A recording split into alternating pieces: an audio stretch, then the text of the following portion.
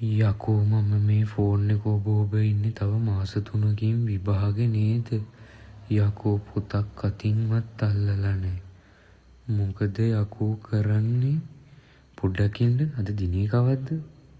2025 දෙසැම්බර් 29. ඒ කියන්නේ තව දවස් 3කින් අලුත් අවුරුද්ද. මොකද කරන්නේ?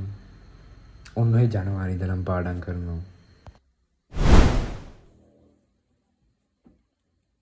යකෝ කාමරේ හැටි. මොකද කරන්නේ? මේ මගුල අස් කරලා දානවද? යකෝ මේකේ හැටි අපායක් වගේ. ෂි. පොඩ්ඩකින් අද දිනේ කවද්ද? 2025 දෙසැම්බර් 29. යකෝ ඒ කියන්නේ තව දවස් 3කින් ජනවාරිද? යකෝ අවුරුද්ද ගිය හැටි. ඔන්න ඔය මේ මගුල ජනවාරි මාස් කරනවා. ඔන්න ඔය මේ මගුල ජනවාරි මාස් කරනවා. ඔන්න ඔය මේ මගුල ජනවාරි මාස් කරනවා. ජනවාරි නම් කරමු. ජනවාරි නම් කරමු.